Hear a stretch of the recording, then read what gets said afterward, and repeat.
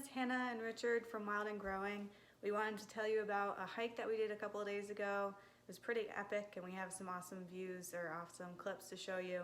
So what hike did we do, Richard? So we hiked Mountain Moosilauke, which is the 10th highest mountain in the state of New Hampshire. It's 4,802 feet high.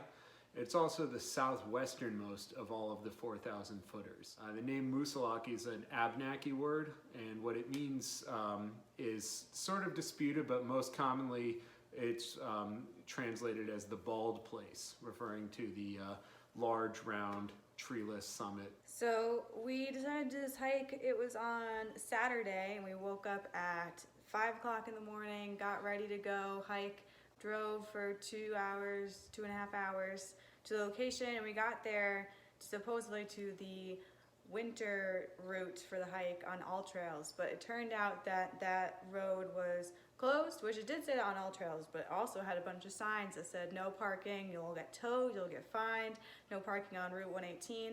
So we ended up finding another route to go on. It was the Beaver Brook Trail, which is also the Appalachian Trail. And there was a ton more cars there, and it made us feel much better that we weren't going to get towed or a violation or anything like that. We did have to pay the $5 national parks fee to park, but that's okay. We're paying for the park. We still love alltrails.com. We still love the app AllTrails. We just felt more comfortable parking somewhere where we saw a bunch of other cars. But this one, it was a shorter hike, although it actually had more elevation gain. So we did this hike on Saturday because the entire state of New Hampshire was supposed to be clear skies and sunny. We showed up at the trailhead and it was beautiful in the valleys, but the tops of a lot of the taller mountains, there were some clouds around them. So we began hiking thinking, okay, hopefully it clears up by the time we get up there. But instead it was actually the opposite that happened. I was really excited to see the view at the top, and I almost immediately was like, well, maybe it won't happen. And then as the further and further we got up the mountain, I was like, yeah, it's not gonna happen, because it was snowing the entire time. Moosilauke is known for having some of the most beautiful views in the White Mountains. We didn't get to see those views, but the forest still was really beautiful. Walking through that alpine taiga under a really dense blanket of snow, it looked like almost like a sculpture garden. It really just had a whole lot of character and a different type of beauty. But it was a challenging hike, and probably 3 or 4 inches of snow fell because even when we got back down to the parking lot, there were several inches of snow that had fallen on the car. So much for it clearing up throughout the day. It actually got worse. But it did provide us with some adventure and definitely some challenges.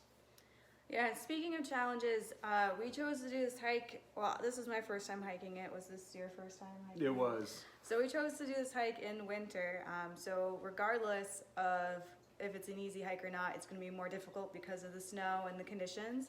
And because it was in the White Mountains, so there's a lot more snow there and a lot more elevation, and because it was actively snowing as we hiked, it was an extremely difficult, challenging hike, in my opinion, because the trail was super, super steep, and there were signs everywhere that said, careful, this trail is really steep, and I'm guessing that was not even for the winter, that we were kind of going straight up sheets of ice. We were really, really close to the brook and the waterfall next to us, so if we slipped off the snowbank, we would have been in the stream.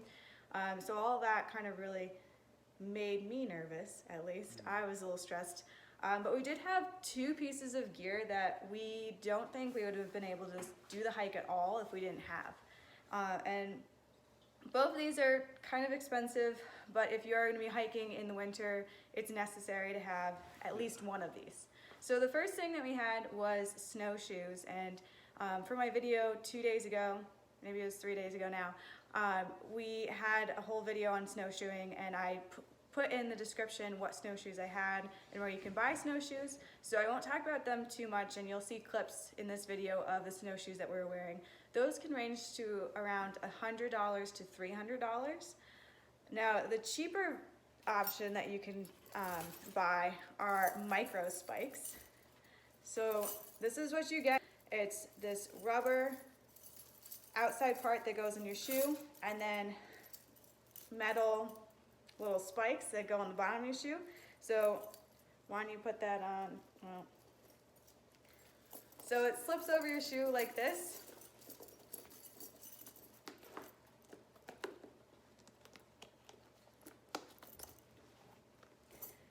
So it slips right onto your shoe like this. The front is the larger piece and then the back's like this. And on the bottom, you have this network of spikes that dig into the ice and snow to help you from slipping. These are microspikes because they are quite small and they're not going to help you in super deep snow, which they didn't help us on the way down the mountain. But they still were much more helpful than having nothing and just having our regular boots. These ones are 3/8 of an inch. There are different levels though. Some of them that you might see stuff like yak tracks or certain types of even like ice snow running cleats. There's all different levels that, all different sizes of spikes and levels. And then you have the professional ice climbing mountaineering ones, which are called crampons. Those ones aren't micro spikes because, it's really more macro spikes. And those ones, are a lot more serious than these ones that we have right here. But these definitely were really necessary for us getting up those ice sheets that we were climbing on. Yeah, getting up the ice, it's good because you can feel them gripping into the ice and it helps you from just straight slipping down. When we were going on the way back down, because there was fresh snow, it was very slippery and we kind of had to really jam our feet into the ground to even get to the ice. So it didn't help us too much on the way down, but I don't think much would have because it was snowing a lot and it was like straight ice and it was super steep. So we scooted most of it on our butts on the way down, and I feel like hiking poles probably would have helped. We didn't have those. A lot of people that were hiking with us on the same day did have hiking poles, so I would assume they helped. One of the reasons why we didn't take a whole lot of video on this hike is because the White Mountains, especially as you get up to that high elevation, there are some really extreme weather patterns, extreme winds that they get up there. And so they're infamously cold. It's really difficult weather. It drains battery, and also just even having our hands out of our gloves for a few seconds was actually pretty painful. So taking short little clips of video, especially as we got above tree line, it would hurt a good amount. If you are going to hike a mountain that goes above the tree line during winter, or really during any time, but especially during winter, you really need to make sure that you're prepared. Be ready to turn around before you get to the top. It's definitely, we're both pretty competitive people, and it's tough to turn back when you have a goal of getting to the top. It's not worth it if conditions are dangerous or you can't find your way back.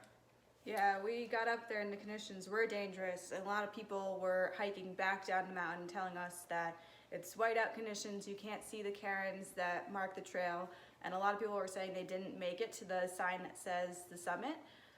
When we went up there, it wasn't as bad visibility conditions, like we could see each cairn, but it was really scary and it was really hard to see at times, and it was really windy, and I didn't want to spend too much time up there. I pretty much, when I reached the sign, was like, all right, I'm out of here, go back to the trees where it's safe and less windy. Yeah, but definitely bring those extra layers.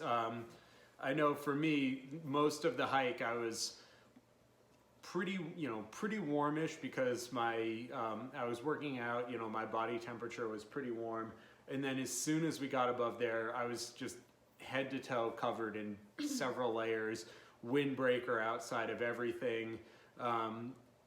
We saw other hikers who had ski goggles, and we were like, on the way back, we're like, that was a really good idea. If we do, next time we do a 4,000 footer, that's something that would be a good idea to bring with us as well. Or sunglasses, something to protect your eyes so that you really just have no skin exposed while you're up there, because it's definitely pretty biting. Yeah. I was not very cold the entire hike. I only had one pair of thick socks on. I had thin gloves and only one hat on. But as soon as we got close to the summit, I ended up putting every layer that I had on. My ears were really cold. You'll see me holding my ears while we're walking because the wind's just going straight through my hat. and it felt like my ear was not on my head anymore. It was kind of scary. So make sure you're prepared. Make sure you bring way more layers than you think you'll need. Even if you decide to leave some in the car or in your backpack, that's a better decision than not having it at all. And just make sure you're prepared for the worst if something bad does happen, that you have food, water, layers. Warm water is a good idea. Warmer than you'd want to drink because stuff freezes up there. Our peanut butter and jelly sandwiches were really, really hard to chew when we were up there. You know, stuff inside your backpack's going to get cold. So, you know, definitely bring warm water. And don't forget to drink it. You know, you might not be as thirsty because you're not sweating as much because it's colder, but just, you know, make sure that you're drinking it. Yeah. Well, that was it for Mount Moosilauke. It was an awesome hike. I liked it a lot. I wish I could have seen the amazing views that everyone says there are, but that just means we have to hike it again. Yeah. So thank you so much for watching this video. If you liked the video, make sure you give it a thumbs up and you subscribe to our channel. Right now in the month of December, I'm posting a new video every other day, and after December, I'll be posting once a week on Saturdays. So subscribe so you know when those videos are coming out. And thank you so much for watching. Go on your own adventure. See you in a few days.